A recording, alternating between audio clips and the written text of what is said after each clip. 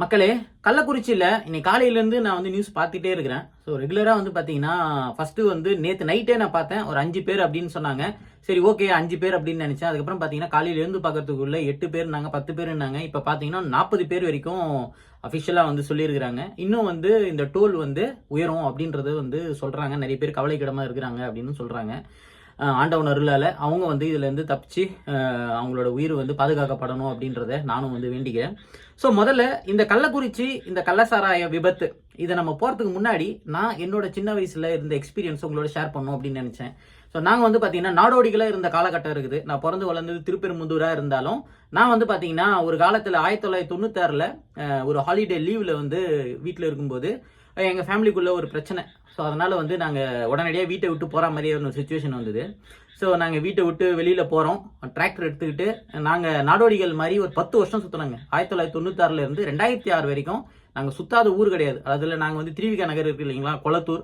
So அந்த மாதிரியான ஒரு ஏரியாவாக இருக்கட்டும். ஸோ நாங்கள் வந்து கொளத்தூரில் எங்களுக்கு பெரிய ஒரு பொருளாதாரம் இல்லை அப்படின்றதுனால நாங்கள் விவசாயம் பண்ணோம் அப்படின்ற ஒரு காரணத்துக்காக வந்து பார்த்தீங்கன்னா டிராக்டர், கலப்பை, கேஜுவல் இதெல்லாம் வச்சிருப்போம் நாங்கள் வண்டியிலேயே. ஸோ அதுக்காக என்ன பண்ணோன்னா, உங்களுக்கு பூந்தமல்லி பக்கத்தில் பட்டாபிராம் போகிற வழி அப்படின்னு சொல்லிட்டு ஒன்று இருக்குதுங்க. அங்கே வந்து பார்த்தீங்கன்னா கோலப்பிஞ்சேரி அப்படின்னு சொல்லிட்டு அது எங்களுடைய சொந்த எங்கள் ஆயாவுடைய பிறந்த ஊர். ஸோ அதனால் வந்து அந்த ஒரு கிராமத்துக்கு வந்து நாங்கள் போனோம். ஸோ அந்த இடத்துல வந்து பார்த்தீங்கன்னா சேம்பரில் போயிட்டு ஒர்க் பண்ணுறது, கல்லுலாம் அரைப்பாங்க பார்த்தீங்களா, அந்த இடம் வந்து ரொம்ப பிரபலம். நீங்கள் மெட்ராஸ் எடுத்துக்கிட்டிங்கன்னா ஒரு மிகப்பெரிய ஒரு ஹப்பு. அந்த இடத்துல இருந்தால் நிறைய கல் அரைப்பாங்க. ஸோ கல் நிறைய அரைக்கிறாங்க அப்படின்னும் போது அந்த இடத்துல வேலை பார்க்குறாங்க பார்த்தீங்களா மக்கள், இவங்க எல்லாமே வந்து பார்த்தீங்கன்னா நிறைய இந்த என்ன சொல்கிறது காசு ஆல்ரெடி கொடுத்துருவாங்க. கொடுத்து அவங்க வந்து பார்த்தீங்கன்னா 1 வருஷம் 2 வருஷம் அப்படின்ற மாதிரி அந்த காசு தீர்ற வரைக்கும் வந்து பார்த்தீங்கன்னா அவங்க வேலை பார்க்கணும். அந்த மாதிரியான ஆட்கள் தான் உங்களுக்கு சேம்பரில் வந்து எடுத்துகிட்டு வந்து வேலை வைப்பாங்க. ஸோ அந்த மாதிரியான ஆட்களுக்கெல்லாம் வந்து பார்த்தீங்கன்னா கையில் ஒரு 10 ரூபா 5 ரூபா அப்படின்றதே வந்து பார்த்தீங்கன்னா ரொம்ப பெரிய ஒரு விஷயம். அவங்களால வந்து அந்த காலகட்டத்தில் வந்து பார்த்தீங்கன்னா ஒரு 45 ரூபா 50 ரூபா கொடுத்து உங்களால் ஒரு குவார்டர் வாங்குறது அப்படின்றது முடியாது. ஸோ அதனால என்ன பண்ணுவாங்கன்னா, இந்த மாதிரியான ஏழ்மையாக இருக்கிறவங்க பெரும்பாலும் போகிறது வந்து பார்த்தீங்கன்னா உங்களுக்கு சாராயத்துக்கு தான் வந்து போவாங்க. ஸோ இது வந்து பார்த்தீங்கன்னா உங்களுக்கு சாராயத்தினுடைய பெரிய ஹப்பு பூந்தமல்லி பக்கத்தில் உங்களுக்கு பேட்டை இருக்குது இல்லைங்களா. பேட்டை வந்து உங்களுக்கு 24x7 நீங்கள் நைட் எத்தனை மணிக்கு போனாலும் சரி உங்களுக்கு காசுக்கினே இருப்பாங்க, வித்துக்கினே இருப்பாங்க. அவ்வளோ பெரிய ஒரு ஹப்பு. அங்கே வந்து ஒரு குடிசை தொழில் மாதிரி நடந்து இருந்தது நான் இருந்த காலகட்டத்தில் 1996 சொல்கிறேன் நான். ஸோ அப்போ வந்து பார்த்தீங்கன்னா இந்த மாதிரியான விபத்துகள் வந்து மெத்தனால் வந்து அதிகமாக கலந்துடுறதோ இல்லை அதில் என்ன ஒரு பிரச்சனை வருது அப்படின்னு எனக்கு தெரியல சாராயம் காசும் போது. ஸோ அதனால் வந்து பார்த்தீங்கன்னா அதை குடிச்சு நிறைய இந்த சேம்பரில் இருக்கிறவங்க இறந்து போயிடுவாங்க. ஸோ இந்த விஷயம் வந்து வெளியில் தெரிஞ்சால் பிரச்சனை ஆகிடும் அப்படின்னு சொல்லிட்டு நிறைய இந்த சேம்பர் ஓனர்கள்லாம் என்ன பண்ணுவாங்கன்னா, இந்த விஷயத்த கண்ணுக்கே தெரியாமல் அப்படியே வந்து காசை எதனா கொடுத்து சமாளித்து கொண்டு மறைச்சிருவாங்க. சரிங்க, இப்போ இந்த கள்ளக்குறிச்சி சம்பவத்துக்கு நம்ம வரலாமே. ஸோ நான் ஆல்ரெடி உங்களுக்கு நான் சொல்லியிருப்பேன். ஸோ ரொம்ப ரொம்ப ஏழ்மையாக இருக்கிறவங்க தான் இதில் பெரும்பாலும் வந்து இந்த மாதிரி சாராயம் வாங்கிறதுக்கு போவாங்க. ஏன்னா அன்றாடம் ஒரு நாளைக்கு ஒரு 100 ரூபா 150 ரூபா இல்லை 200 ரூபா தான் வருமானம் இருக்கும். அவங்களுக்கு வந்து பார்த்தீங்கன்னா இந்த பேக்கெட் எவ்வளோன்னு வந்து பார்த்தீங்கன்னா 60 ரூபா அப்படின்னு விற்கிறாங்களாம். இதையும் வந்து அந்த ஏரியாவில் இருக்கிற அந்த மக்கள் இருக்காங்க இல்லைங்களா, அவங்க வந்து சொல்கிறாங்க.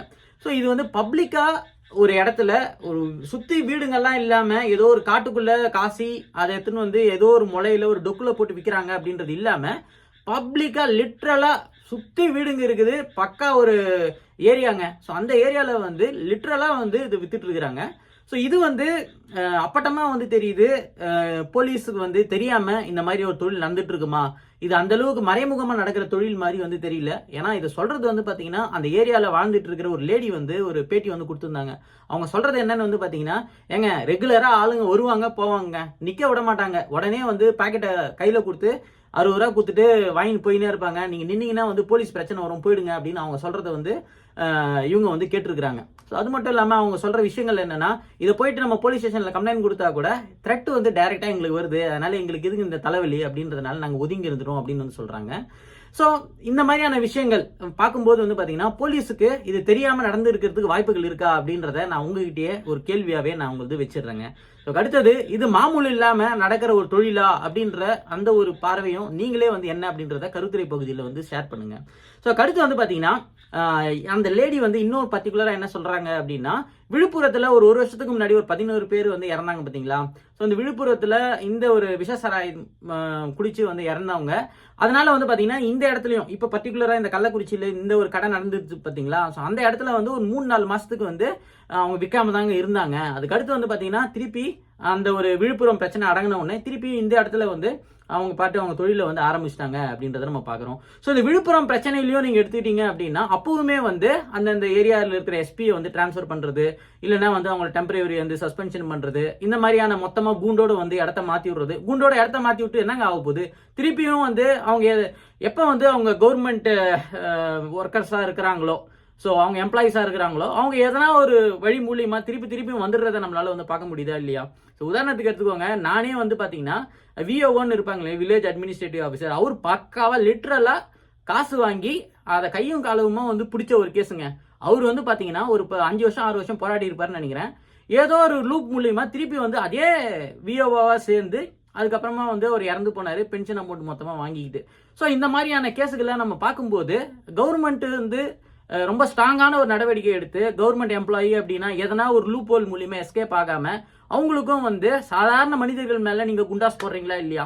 ஸோ நீங்க வந்து இந்த மாதிரியான சாராயம் விற்கிறவங்களுக்கு ஏன் வந்து நீங்க வந்து குண்டாஸ் போடுறது இல்லை? விவசாயிகள் மேல நீங்க குண்டாஸ் போட்டீங்க. ஸோ பாவம் ஒருத்தர் இப்ப கையை வச்சுன்னு இப்போ இதுல இருக்கிறாரு, ஜெயில இருக்கிறாரு, அவரு மேல நீங்க வந்து குண்டாஸ் போடுறீங்க.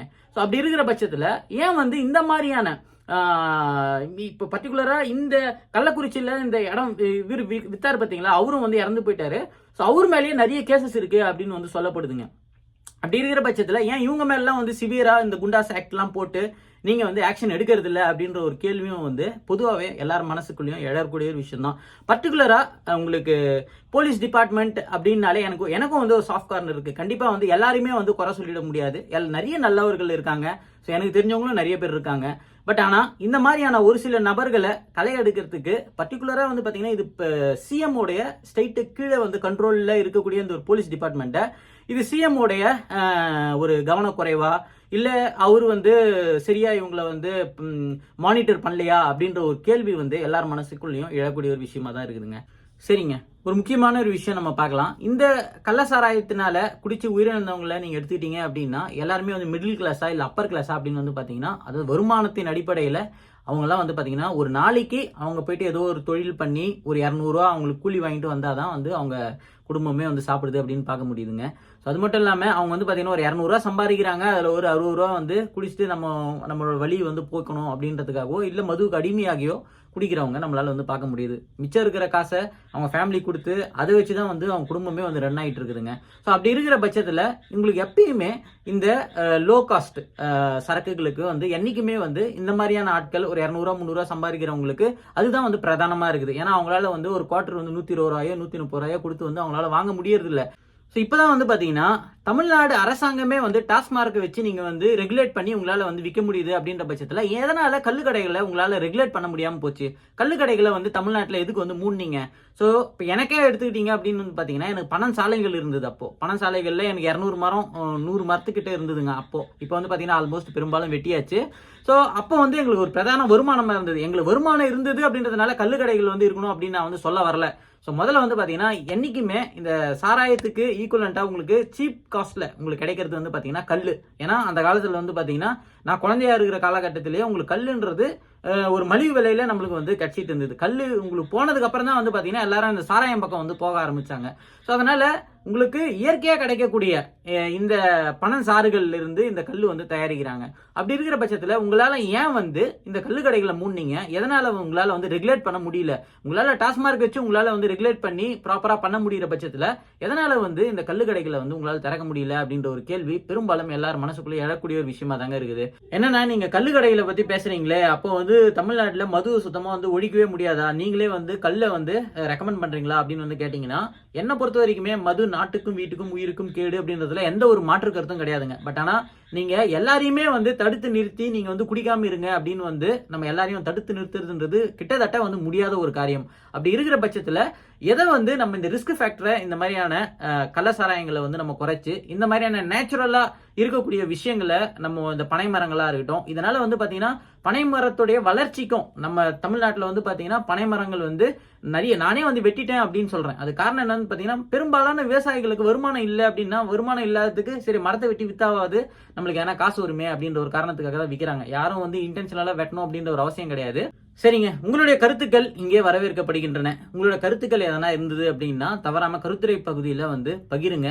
ஸோ ஃபியூச்சரில் வந்து இந்த மாதிரியான விஷயங்கள் கள்ளக்குறிச்சி மாதிரி இத்தனை பேர் வந்து உயிரிழப்புகள் அப்படின்றது ஃபியூச்சரில் வந்து தடுக்கப்படணும். நிறைய பேர் இந்த ஒரு டாப்பிக்கை பற்றி பேசணும். ஸோ நிறைய ஒரு டிபேட் பண்ணுங்க. ஸோ அது மூலியமாக தான் வந்து பார்த்தீங்கன்னா நம்ம ஒரு நல்ல ஒரு ஆரோக்கியமான ஒரு சமுதாயத்தை வந்து உருவாக்க முடியும் அப்படின்னு நான் வந்து நினைக்கிறேன். இந்த காணொலி பிடிச்சிருந்தது அப்படின்னா லைக் பண்ணுங்க, ஷேர் பண்ணுங்க. அடுத்த ஒரு காணொலியில் பார்க்கலாம். Bye by.